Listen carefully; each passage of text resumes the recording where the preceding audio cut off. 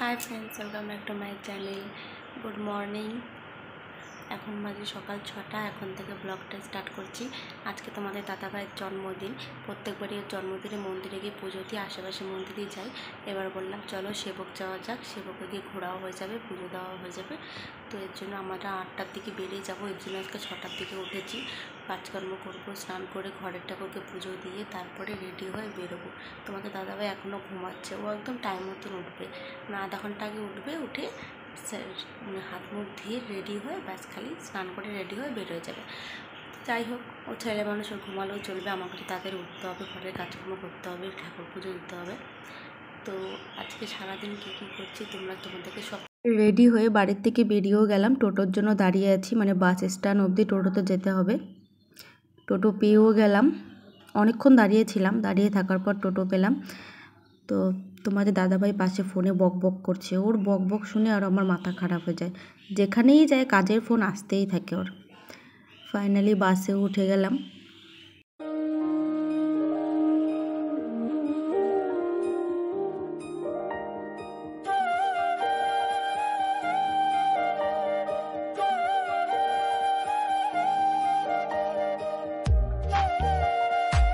সেবক চলেও এলাম। এখনই বাসের থেকে নামলাম, একদম মন্দিরের সামনে নামিয়ে দিল।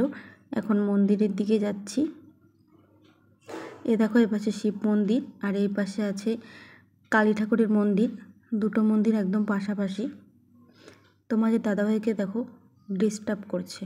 পুজো দেওয়া হয়ে গেছে তো ব্লগ বানাচ্ছি আর ও খালি ডিস্টার্ব করছে। নিজে তো কিছুই বলবে না, খালি ডিস্টার্ব করবে। আর তোমাদের দাদাভাইকে বললাম আমি নিচে নামছি, তুমি একটা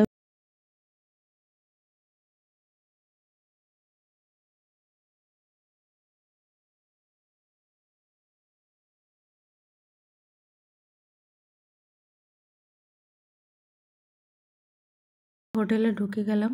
কিছু খেয়ে নিই, প্রচণ্ড খিদে পেয়েছে। তোমাদের দাদাভাই একদম ফার্স্ট ওর খাওয়া হয়ে গেছে, আমি এখনও খাওয়া শুরুই করিনি। তো ফটাফট খেয়ে নিই, খেয়ে দিয়ে আবার বাসের জন্য দাঁড়াতে হবে। আর যাওয়ার সময় বাস একদম পাওয়া যায় না, পাওয়া গেলেও দাঁড়িয়ে যেতে হয়। তো ওর জন্য অনেকক্ষণ দাঁড়াতে হবে। তো ফটাফট খেয়ে নিয়ে যাই, বাসের জন্য দাঁড়িয়ে থাকি। আর কি করব, বাড়িতে যেতে হবে।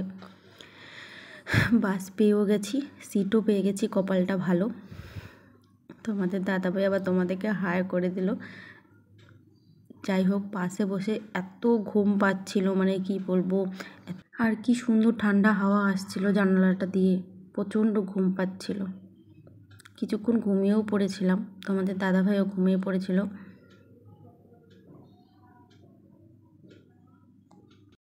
ফাইনালি বাড়ি চলে আসলাম। আর এখন প্রচণ্ড শরীর খারাপ লাগছে, প্রচণ্ড টায়ার্ড লাগছে। বাসে বসে প্রচণ্ড ঘুম পাচ্ছিল। তোমাদের দাদাভাই তো ঘুমিয়েও পড়েছিল। আর আমরা বাড়িতে পৌঁছেছি মোটামুটি 20 মিনিট হয়ে গেছে, এখন বাজে 3টা। তো স্নান করে নিলাম, স্নান করে একটু ফ্রেশ হয়ে নিলাম। আর এখন একটু ঘুমোবো, প্রচণ্ড ঘুম পাচ্ছে, শরীরও পুরো খারাপ লাগছে। আর তোমাদের আজকের ব্লগটি কেমন লাগলো তোমরা কমেন্ট করে জানিও। আর ভালো লাগলে লাইক, কমেন্ট, শেয়ার আর সাবস্ক্রাইব করে দিও। রাখছি, টাটা।